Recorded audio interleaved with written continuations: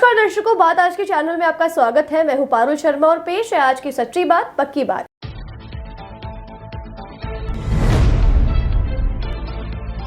अजमेर के फव्वारा चौराहे पर निगम के दस्ते ने हटाया अतिक्रमण, पुलिस जाब्ता रहा मौजूद।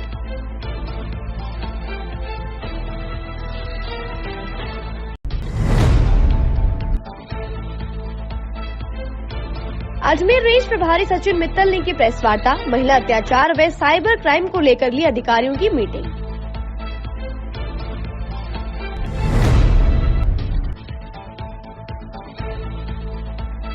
ओला के शोरूम में मचा बवाल, स्टाफ और ग्राहकों के बीच गरमाया माहौल।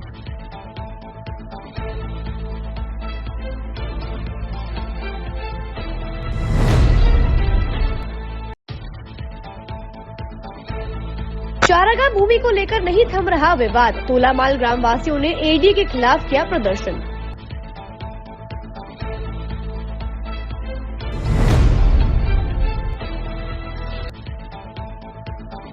नसीराबाद के किसान मुआवजे की मांग को लेकर पहुंचे कलेक्ट्रेट, जिला कलेक्टर को दिया ज्ञापन।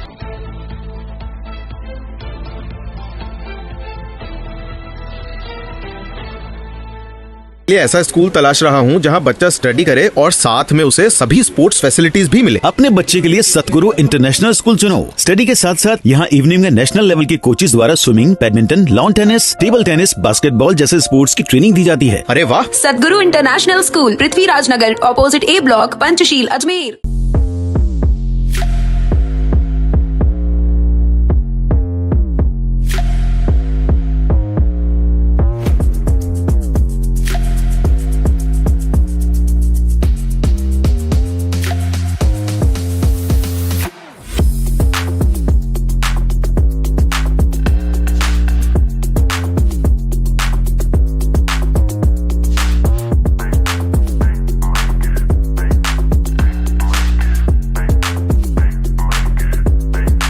ये है मिस्टर जीले और ये है मिस्टर डीले। हेलमेट पहन। वहाँ डीले बोले, अरे यार यहाँ जीले हर मोड़ पर है तैयार। Take me to the nearest petrol pump. ये बन गए कूल भुलैया। जीले जाने गली गलियां। मॉरल ऑफ द स्टोरी ये है कि जब लाइफ में रहना हो आगे तो कनेक्टेड रहना है जरूरी। TVS Jupiter with smart connect, voice assist, turn by turn navigation और कॉल एंड एसएमएस अलर्ट के साथ कनेक्टेड रहिएगा तो फायदे में रहिएगा। टीवीएस जुपिटर, ज्यादा का फायदा।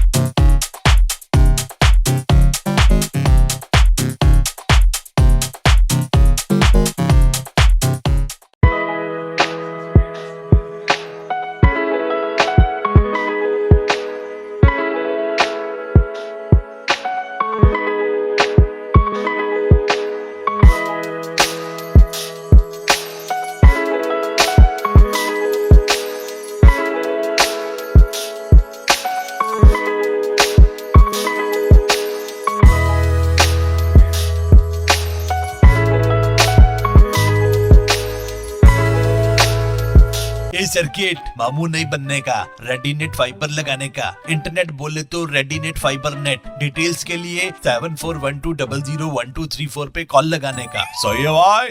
इंटरनेट बोले तो रेडीनेट फाइबर। अब शुरू करते हैं बातों का बेहतरीन सफर। अजमेर के फव्वारा चौराहे पर नगर निगम दस्ते ने अस्थायी रूप से कैबिन व ठेले लगाकर किए गए अतिक्रमण को विरोध के बीच हटाने की कार्यवाही की। इस दौरान नगर निगम दस्ता व पुलिस जाब्ता मौजूद रहा। नगर निगम दस्ता प्रभारी रवीश सामरिया ने बताया कि महावीर सर्किल पर जैन जैन समाज का मंदिर है और यहाँ पर कुछ कैबिन व ठेले लगाकर अतिक्रमण किया गया था।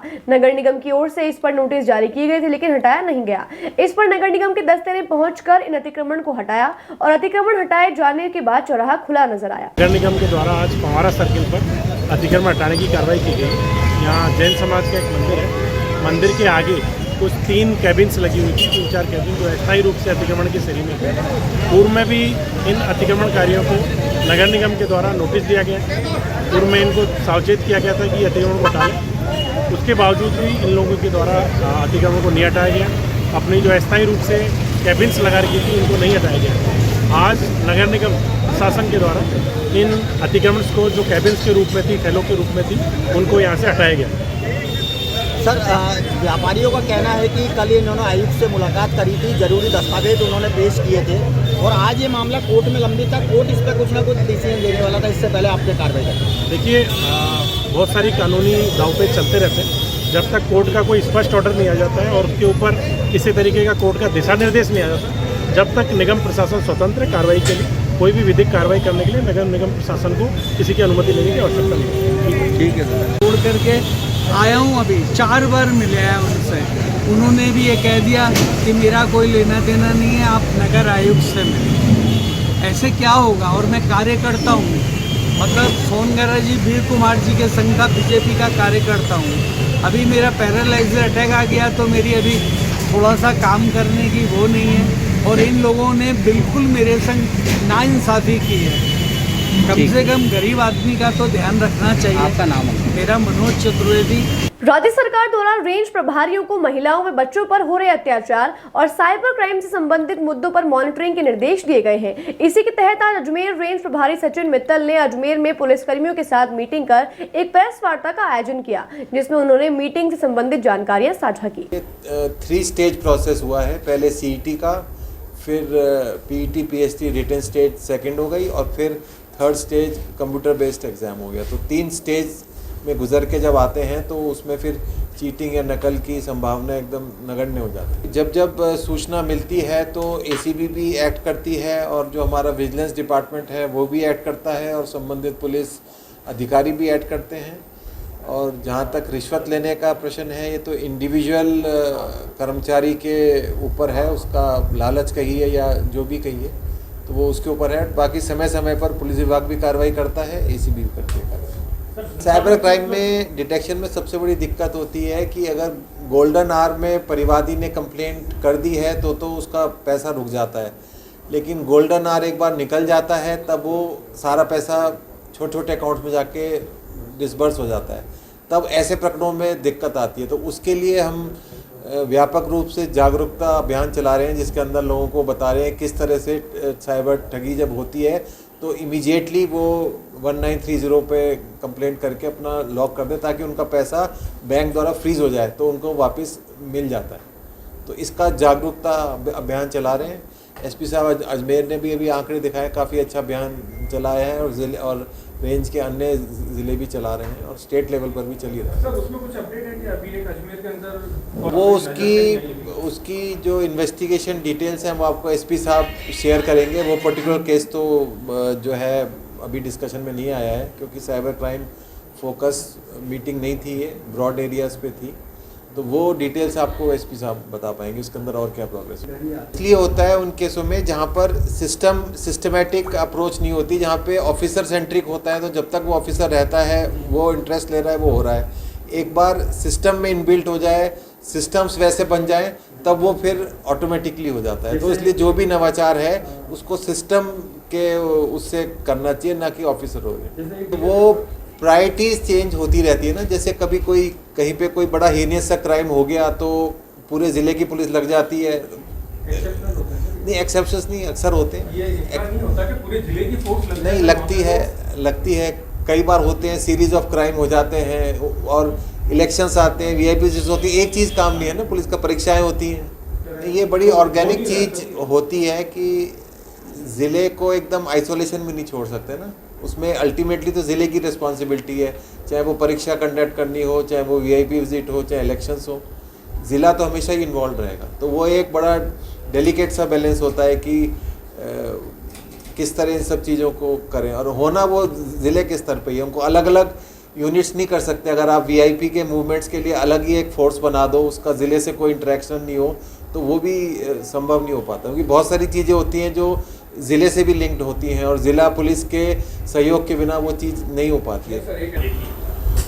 राज्य सरकार द्वारा रेंज प्रभारियों को राज्य सरकार ने ये निर्देश दिए हैं कि जो महिला अत्याचार और बच्चों से संबंधित प्रकरण हैं उनकी मॉनिटरिंग करें, और जो साइबर क्राइम है उसके अंदर क्या क्या फील्ड में हो रहा है उस पर देखें, कम्युनिटी पुलिसिंग की व्यवस्था को देखें। इन सब बिंदुओं पर सरकार ने हमें आदेश दिए थे, उसी के संदर्भ में इधर मैं आज आया हूँ। कल मैंने शाहपुरा, केकड़ी और टोंक की मीटिंग ली थी, और आज अजमेर, डीडवाना, नागौर और ब्यावर ज़िले के एसपीज़ के संग और डीवाईएसपी के संग मीटिंग की। कई चीज़ों पे बात हुई हमारी, इनके मुकदमे देखे, पेंडिंग मुकदमे देखे, जहाँ पर कोर्ट के स्टे लगे हैं वहाँ पर ये हुए कि भाई एकजाई सूची दें और फिर हाई कोर्ट में अर्ली हियरिंग की एप्लीकेशन लगा के उन स्टे को वैकेट कराए जाएँ। जो ITSO रैंकिंग है जो राष्ट्रीय स्तर पे मापी जाती है उसके अंदर और पोजीशन इम्प्रूव करें। पिछले कुछ दिनों से, महीनों से इम्प्रूव कर रहे हैं और उनको और इम्प्रूव हम लोग करेंगे, ये चीज़ तय हुई। और जो कम्युनिटी पुलिसिंग से लिंक्ड जो योजनाएं हैं पुलिस मुख्यालय की, उसके अंदर और एक्टिव पार्टिसिपेशन हो, कैसे हो सकता है, उस बिंदुओं पर भी चर्चा की गई। विभाग में जो भी रिसोर्सेज होते हैं उसकी रिक्वायरमेंट भी हमेशा रहती है, तो एक गैप जो है हमेशा रहता है, बट हमें जो सरकार द्वारा संसाधन उपलब्ध कराए हैं उसमें जो बेस्ट पुलिसिंग हम कर सकते हैं वो हम करने का प्रयास करते हैं। और जो एडिशनल संसाधन की ज़रूरत होती है वो समय समय पर राज्य सरकार को पुलिस मुख्यालय के मार्फत भेजे जाते हैं, और गवर्नमेंट जो है उस पर सैंक्शंस भी मिलती है। संसाधन की आवश्यकता तो हमेशा ही रहती है, चाहे वो मैन पावर की हो, चाहे वो गाड़ियों की हो, चाहे वो नई टेक्नोलॉजी की, वो तो हमेशा ही रहती है, क्योंकि चीज़ें बदलती रहती हैं, वो रिक्वायरमेंट तो हमेशा। सरकार ने हर ज़िले में एक साइबर थाना खोल दिया है। इन साइबर थानों में जो भी हमारे पास रिसोर्सेज हैं मैन पावर के संबंध में, उनको डिप्लॉय किया गया है। उनकी लगातार ट्रेनिंग्स हो रही हैं और साइबर क्राइम के मुकदमे भी दर्ज हो रहे हैं, डिस्पोजल भी हो रहे हैं। भरतपुर रेंज ने काफ़ी अच्छा प्रयास किया। पहले देश के अंदर सबसे ज़्यादा क्राइम वहीं हो रहे थे, तब उन्होंने सख्त कार्रवाई करी तो वो वहाँ पर क्राइम का आंकड़ा काफ़ी कम हो गया। 25 नफरी तो सरकार समय समय पर देती है पुलिस को। अभी भी बजट घोषणाओं में 5500 पद की घोषणा करी है। अब उसकी सैंक्शन आएंगी, फिर उनके रिक्रूटमेंट होंगे, ट्रेनिंग होंगे, तब फिर फील्ड पे आएंगे। उसमें थोड़ा सा गैप हो जाता है, उसमें जो भी प्रक्रिया में समय लगता है। तो कैसे, कितनी चुनौती है सर इन सब चीज़ों के लिए? SI एक चुनौती तो है। SI की भर्ती तो RPSC करती है। RPSC ने काफ़ी चेंज भी किए हैं। कांस्टेबल लेवल की भर्ती पुलिस मुख्यालय द्वारा की जाती है, तो उसके अंदर भी हमने चेंज किए हैं। CET के माध्यम से लेने लगे हैं। पहले रिटन होता था, अब की बार हमने फिज़िकल एग्ज़ाम कराया और उसके बाद फिर कंप्यूटर बेस्ड एग्ज़ाम कराया। तो कंप्यूटर बेस्ड एग्ज़ाम कराने से चीटिंग का कोई भी मामला प्रकाश में नहीं आया, और आज हमने उसका रिज़ल्ट भी आउट किया है। तो कांस्टेबल भर्ती में तो हमने ये चेंज किया है। अजमेर में ओला शोरूम पर आज ग्राहकों द्वारा जमकर नारेबाजी करते हुए जबरदस्त प्रदर्शन किया गया। ग्राहकों ने ओला के स्टाफ और बदतमीजी कर मारपीट करने के आरोप तक लगा दिए। दरअसल ग्राहकों की शिकायत कंपनी की गाड़ियों को लेकर थी। उन्होंने बताया कि जब वे अपनी शिकायत लेकर शोरूम पर पहुंचे तो वहां पर उनको संतोषजनक जवाब नहीं मिला और उनकी समस्या का कोई समाधान नहीं किया गया। ग्राहकों ने आरोप लगाया है कि ओला पर मौजूद महिला कर्मचारी ने उनके ऊपर कुर्सी फेंक कर मारने की कोशिश तक करी, जिससे उनके नाक पर भी खरोच के निशान पड़ गए हैं। इतना ही नहीं, ग्राहक ने बताया कि महिला ने झूठे रेप केस में फंसाने की धमकी तक दे डाली। भैया हम लोगों ने 3 गाड़ियां यहाँ से बुक करवाई थी। 2 गाड़ियां थी यहाँ पे कैश पे जो हम लोगों ने यहाँ पे बुक करवाई थी। ठीक है, इन्होंने 7 दिन का टाइम दिया था कि 7 दिन बाद आपको गाड़ी मिल जाएगी, पर 7 दिन के बाद भी वो गाड़ी नहीं मिली। उसके बाद हमने एक गाड़ी फाइनेंस पे करवाई थी यहाँ पे। टोटली 3 गाड़ी हम लोगों ने बुक कराई थी यहाँ से। गाड़ी के अंदर क्या हुआ, हम लोगों ने परसों गाड़ी ली, परसों सुबह गाड़ी लेते ही शाम में बंद हो गई। फिर गाड़ी अगले दिन वापस चार्ज करके उसको लगाई तो गाड़ी फिर बंद हो गई। हम लोग जब कंप्लेंट करने यहाँ पर आए तो सबसे पहली चीज, अगर किसी शोरूम पर आते तो वहां पे कोई आदमी होना चाहिए जिससे हम लोग बात कर सके। इस शोरूम की सबसे घटिया चीज ये है कि यहाँ पे बात करने के लिए एक इंसान नहीं जिनसे हम बात कर सके। हमने इनसे पूछा कि आपका ओनर कौन है, इनको ये भी नहीं पता कि इनका ओनर कौन है। इन्होंने बोला कंपनी से बात करो। हमने बोला कंपनी के नंबर दो, कंपनी के नंबर किसी के है नहीं। यहाँ पे हम लोगों ने, इन्होंने बोला कि अगले दिन आना। हम लोग आज यहाँ पर आए। क्या हुआ कि हम लोग बात कर रहे हैं, इनकी एक फीमेल स्टाफ यहाँ पे वीडियो बना रही है। उसको देख के मैंने वीडियो बनानी स्टार्ट करी तो फीमेल स्टाफ का गुस्सा उसके कस्टमर के प्रति इतनी ज्यादा हिंसक थी वो कि उसने हाथापाई करने की कोशिश करी। उसने बोला, उसने नाक पे नोचा, उसने कुर्सी उठा के मारने की कोशिश करी। उसने हमको अपशब्द कहे जैसे हिंजड़ा, मैं लड़की हूं, तुम क्या कर लोगे मेरा, तुमको दिखाती हूँ, रेप केस डालूंगी तुम पे। ये सब चीजें इनके फीमेल स्टाफ की इनकी बातें थी।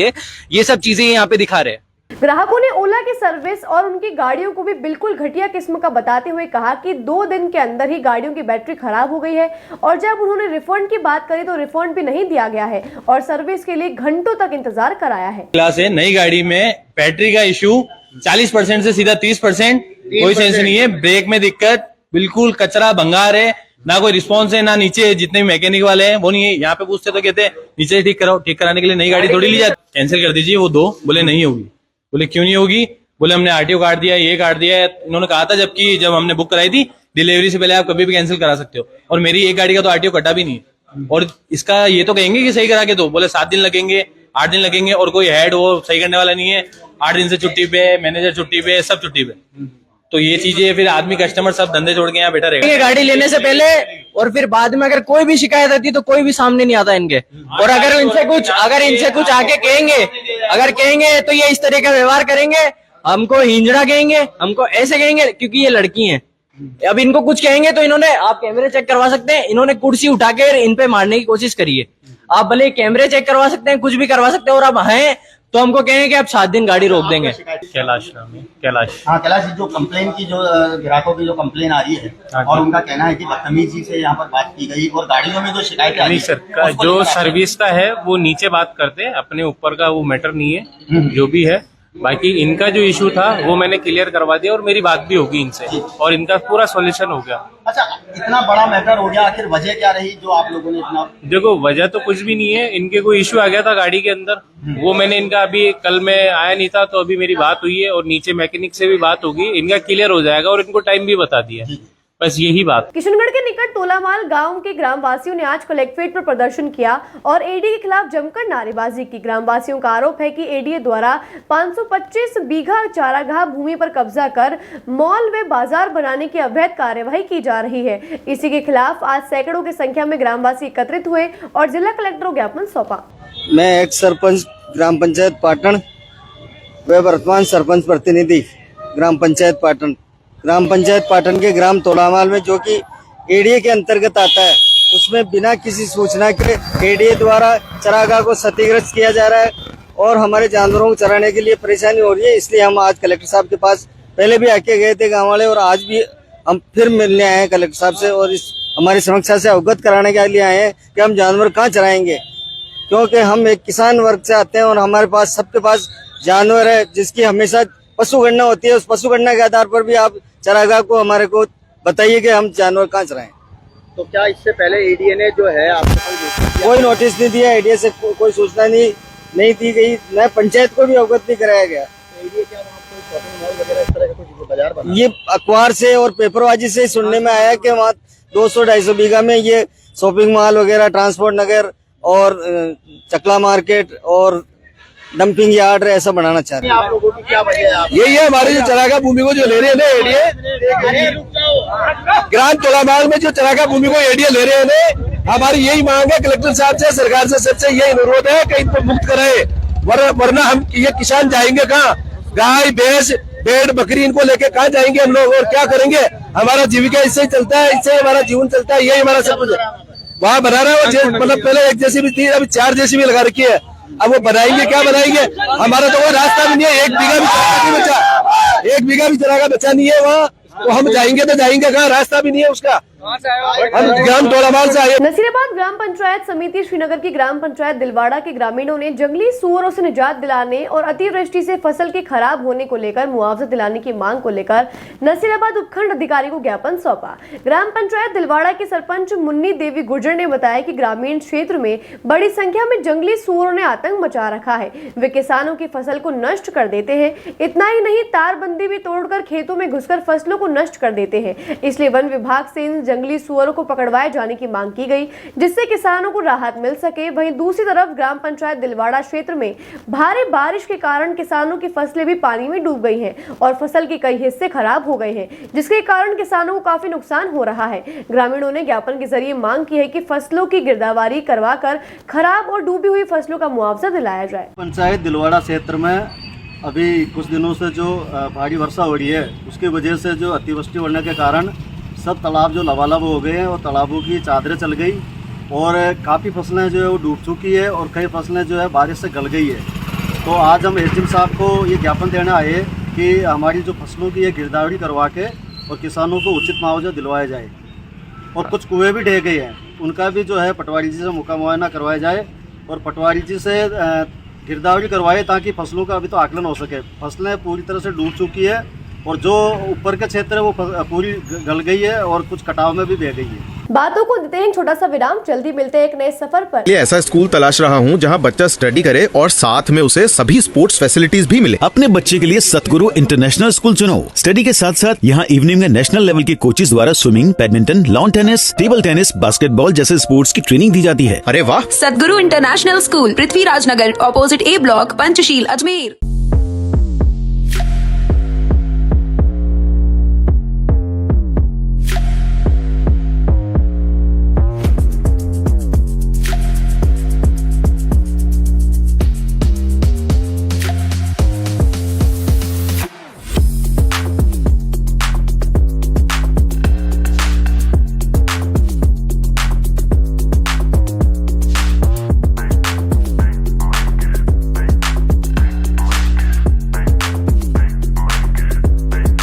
ये है मिस्टर जीले और ये है मिस्टर डीले। हेलमेट पहन। वहाँ डीले बोले, अरे यार, यहाँ जीले हर मोड़ पर है तैयार। Take me to the nearest petrol pump. ये बन गए कूल भुलैया। जीले जाने गली गलियां। मॉरल ऑफ द स्टोरी ये है कि जब लाइफ में रहना हो आगे तो कनेक्टेड रहना है जरूरी। TVS Jupiter with smart connect, voice assist, turn by turn navigation और कॉल एंड एसएमएस अलर्ट्स के साथ कनेक्टेड रहिएगा तो फायदे में रहिएगा। टीवीएस जुपिटर, ज्यादा का फायदा।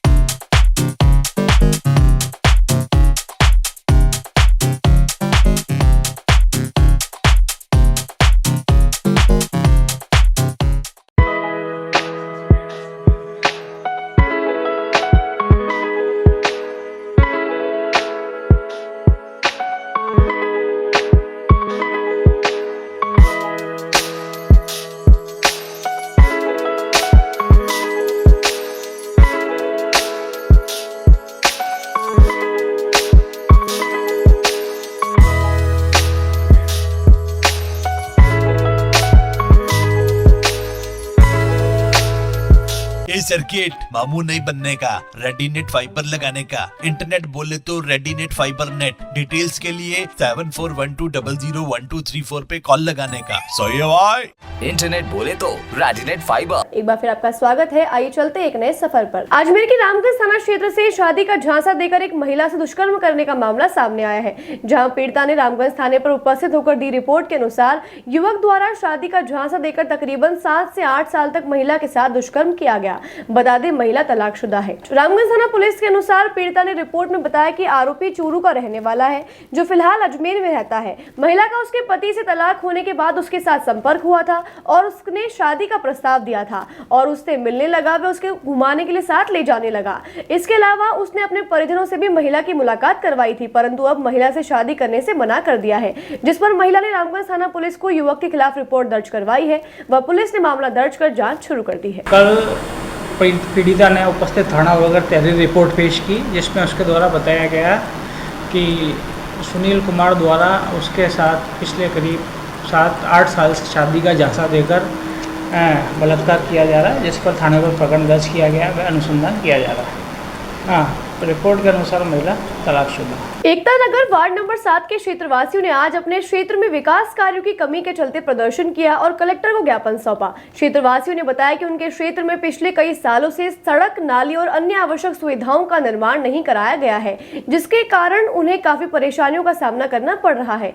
साथ ही खराब सड़कों के चलते दुर्घटना की संभावना बनी रहती है और बच्चों को स्कूल आने जाने में भी परेशानियां होती हैं। आज उन्होंने ज्ञापन के जरिए कलेक्टर से विकास कार्यों को जल्द कराने की मांग की। सर, हम दीप दर्शन कॉलोनी से हैं और यहाँ पर गली नंबर 1 से लेके 21 नंबर तक की गलियाँ हैं, जो 2004 से बसी हुई कॉलोनियाँ हैं। पंचायत के द्वारा अभी तक यहाँ पर कोई कार्य नहीं हुआ है, ग्राम पंचायत सोमलपुर के द्वारा। इसके लिए हमने विधायक साहब के पास भी गए हैं, हम अपने लेटर हेड दिए हैं उनको, और उन्होंने हमें कहा गया था कि ये खातादारी की ज़मीन है, यहाँ पर आप NOC अनापत्ति पत्र दीजिए पंचायत को, उसके बाद में आपका कार्य होंगे। हम पिछले साल हमने अनापत्ति पत्र भी दे चुके हैं लेकिन अभी तक हमारा किसी प्रकार से कोई ध्यान नहीं दिया जा रहा है। स्कूल है सामने, बच्चे स्कूल नहीं जा पा रहे हैं, रोज़ चोटिल हो रहे हैं। स्थितियाँ आप देखिए रोडों की, कोई भी आना जाना सब दुश्वार हो रखा है। हमारे बिल्कुल सौतेला व्यवहार किया जा रहा है प्रशासन के द्वारा हमारे साथ में, और कभी भी किसी भी तरह का कोई राजनीतिक है कोई भी यहाँ पर आके हमारे शुद्ध से ध्यान नहीं करता है। तो इसका हम यही चाहते हैं कि हमें रोड, नाली, कम से कम एटलीस्ट ये 2 सुविधा कराई जाए। मैं आनंद सिंह पटवाल दीप दर्शन कॉलोनी गली नंबर 7 में रह रहा हूँ। मैं 2005 से बिल्कुल सरपंच, विधायक, MP और सारे मिनिस्टरों को तक अपना व्हाट्सएप पर वीडियो भेज चुका हूँ, कोई सुनाई नहीं हो रही है। पूरे यहाँ न केवल बरसात का पानी बल्कि दीप दर्शन कॉलोनी में नवदुर्गा कॉलोनी, वकील कॉलोनी, नाड़ी और सोमलपुर गांव का पूरा पानी आ रहा है। केवल यहाँ 3 गलियों के ब्लॉक लगाए गए हैं और उन सब का पानी भी दीप दर्शन कॉलोनी गली नंबर 7 में आ रहा है। यहाँ पर इतने मच्छर हो गए हैं कि हम लोग जीवन दुर्भर हो गया है। एम्बुलेंस अंदर आ नहीं सकती है और ना ही प्रेग्नेंट लेडीज़ को रोड तक ला नहीं सकते हैं, जबकि ये दीप दर्शन कॉलोनी रेलवे स्टेशन से 7 किलोमीटर दूर तथा बस स्टैंड से 9 किलोमीटर दूर, Beawar road HMT power house से मात्र 900 मीटर दूरी पे है। 500 मीटर और 900 मीटर के अंदर है, परंतु ना तो यहाँ रोड पे लाइट है, ना तो गलियों में लाइट है और ना ही प्राथमिक स्वास्थ्य की सुविधा है। कोई एम्बुलेंस भी आ जा नहीं सकता है। वृद्ध और बुजुर्गों को आने जाने का कोई रास्ता नहीं है। आप इसको दशा देख सकते हैं। और यहाँ के पानी बिल्कुल सारे घरों में पानी घुस गया। बेचारे मध्यम वर्गीय परिवार, उनको पति नहीं है, विधवा है, उसके घर का मकान भी ढहने वाला है। नसीराबाद सदर थाना पुलिस ने प्रभावी कार्यवाही करते हुए 11 साल पुराने मामले में वांछित वारंटी को गिरफ्तार करने में सफलता हासिल की है।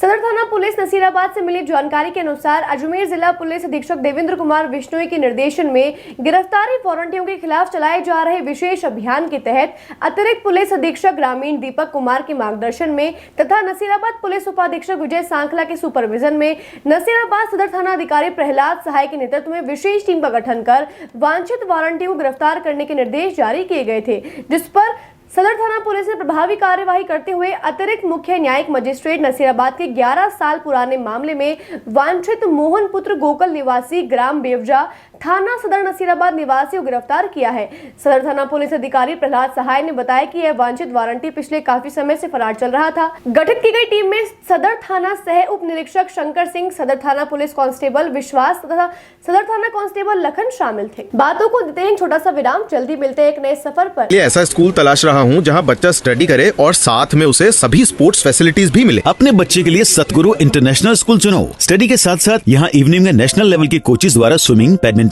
Lawn tennis, table tennis, basketball जैसे स्पोर्ट्स की ट्रेनिंग दी जाती है। अरे वाह! सदगुरु इंटरनेशनल स्कूल, पृथ्वीराज नगर, ऑपोजिट ए ब्लॉक, पंचशील, अजमेर।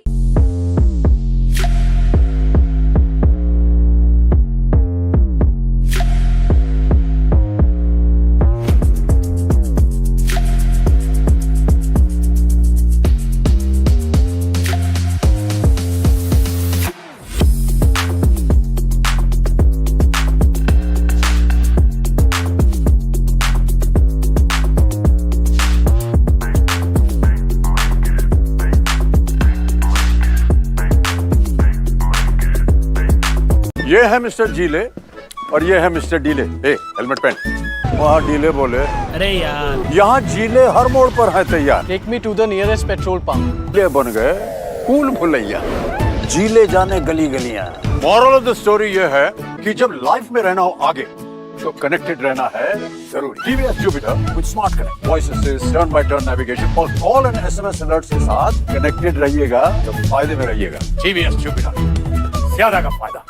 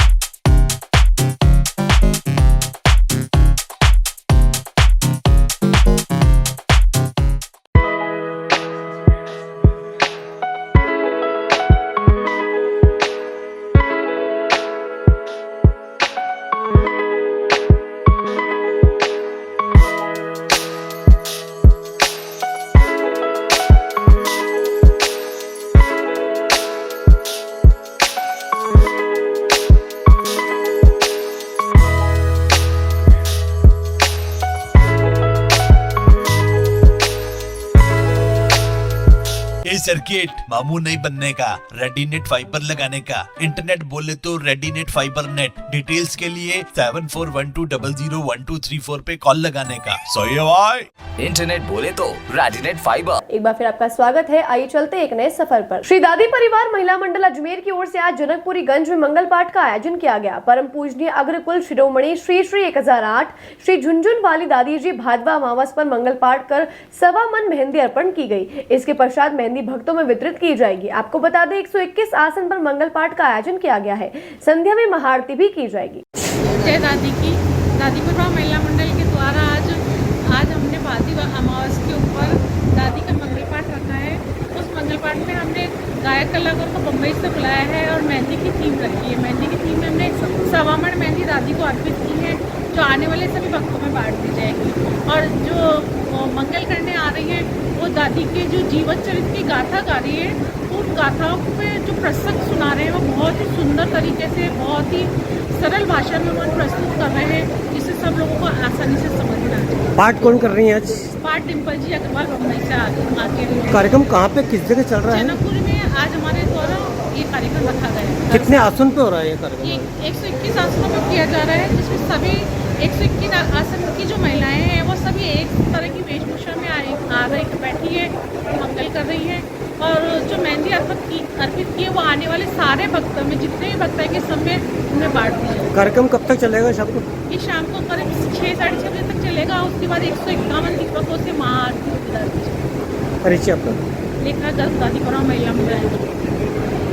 ग्राम नवाब नसीराबाद निवासी किसान अपनी मांगों को लेकर आज जिला कलेक्ट्रेट कार्यालय पहुंचे और ज्ञापन दिया, जिसमें उनकी मुख्य मांग है कि इस बार हुई बारिश के चलते सभी किसानों के खेत जलमग्न हो गए हैं, वे फसलें खराब हो गई हैं। सभी किसानों ने मुआवजे की मांग को लेकर जिला कलेक्टर को ज्ञापन सौंपा। हम विशेष गिरदावरी के लिए आए हैं यहाँ पे कलेक्टर महोदय। पहले मंत्री साहब के पास गए थे, ओम प्रकाश जी बडाना साहब के पास, वो यहाँ भेज दिया हमको कि कलेक्टर महोदय के पास जाइए और विशेष गिरदावरी के लिए वहाँ पे अवगत कराए। क्या परेशानी क्या हुई? पानी की है, वो ज़्यादा बरसात होने के कारण खेती बाड़ी बिल्कुल ये फसल जो है ना सारी खराब हो गई। नसीराबाद क्षेत्र से ग्राम नवाब से हैं। हमारे क्षेत्र में इतनी अतिवृष्टि हुई है कि सारी फसलें जलमग्न हो रखी है। गांव में 2-3 कुएं वो भी गिर गए, फसल अभी भी बुरी तरह से पानी भरा हुआ है। तो हमने माननीय कलेक्टर महोदया से निवेदन किया है कि हमारे यहाँ विशेष गिरदावरी का आदेश करें और किसानों को उचित मुआवजा देने की कष्ट करें। अजमेर के अर्बन हाट में चल रहे 7 दिवसीय स्वयं सिद्धा मेला अपने शुभारंभ के दिन से ही शहरवासियों के दिलो दिमाग में छाया हुआ है। कल जहां अजमेर की श्री दिगंबर जैन महिला महासभा की सदस्यों ने मेला भ्रमण किया, वहीं भीलवाड़ा से लघु उद्योग भारती महिला इकाई की सदस्य भी मेला देखने अजमेर पहुंची। संरक्षक मृदुला मित्तल ने बताया कि स्वयं सिद्धा मेले को अजमेर के विभिन्न समाजों की महिलाएं देखने के लिए पहुंच रही हैं। उन्होंने कहा कि इससे प्रत्येक समाज में महिलाओं को आत्मनिर्भर और स्वावलंबी बनाने की दिशा में काफी जागरूकता आएगी।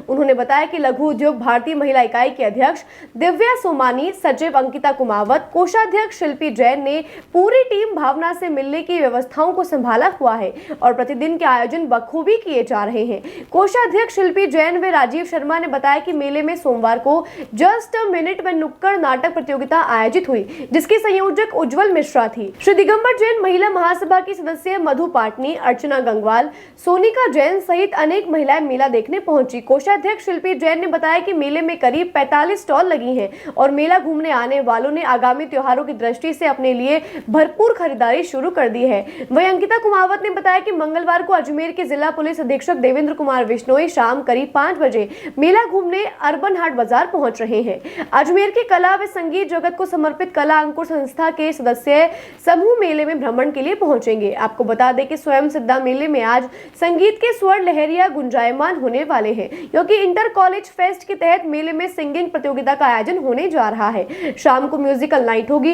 जिसमें ओपन माइक फॉर सिंगिंग का आयोजन होगा।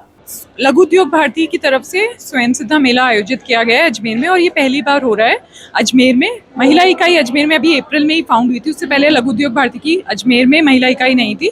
तो महिला इकाई फाउंड होने के बाद ये पहला स्वयं सिद्धा मेला हम लोगों ने आयोजित किया है और महिलाओं के लिए किया है, ताकि हम विमेन एंटरप्रेन्योर्स को जो घर पे बैठ के कुछ अपना छोटा मोटा काम कर रही हैं, अपना छोटा उद्योग कर रही हैं या फिर कुछ कोई बड़े स्केल पे भी कर रही हैं, तो हम उनको बाहर लेके आए हैं और उनके प्रोडक्ट्स को यहाँ प्रमोट कर रहे हैं। यहाँ पे काफ़ी सारी स्टॉल्स आई हैं जो कि अजमेर के बाहर से, इनफैक्ट राजस्थान के बाहर से भी स्टॉल्स हैं। तो पर्पस यही है कि जितनी भी महिलाएं एंटरप्रेन्योर्स हैं जो घर से बैठ के काम कर रही हैं, उनके प्रोडक्ट्स को हम डिस्प्ले करें और हेल्प करें उनको अपना बिजनेस जनरेट करने के लिए। आपका नाम? मेरा नाम अंकिता कुमावत, सचिव लघु उद्योग भारती महिला इकाई अजमेर। ये स्वयं सिद्धा मेला है जो लघु उद्योग भारती महिला इकाई अजमेर द्वारा लगाया गया है। ये मेला हम महिलाओं के एंटरप्रेन्योरशिप के लिए और उभरती महिला कलाकारों के लिए इसको लगाया जा रहा है। इसके अंदर हमने 50 दुकानें लगाई हैं जो ना केवल अजमेर से बल्कि अमृतसर और लखनऊ वगैरह से सभी जगह से आई हैं। इस मेले को लगाने का मकसद सिर्फ इतना सा है कि उनको रोजगार देना और अजमेर शहर को नई नई चीज़ों से अवगत कराना, नई नई कलाकृतियों से मिलवाना है। हमारा उद्देश्य एक छत के नीचे कई सामाजिक तथ्यों को एक साथ बैलेंस करने का भी हमारा इसमें मकसद है। कितने दिन चलेगा ये मेला 7 तारीख तक लगेगा और आज हमने म्यूजिकल नाइट रखी है जिसमें अभी एसपी साहब भी शिरकत करेंगे और काफ़ी मेंबर्स को हमने इनवाइट किया है जो कंपटीशन के बाद में आके अपने मेले में घूमने के साथ साथ मनोरंजन भी कर सके। अलग अलग कंपटीशन भी है इसमें कल हमारा नुक्कड़ नाटक वगैरह था।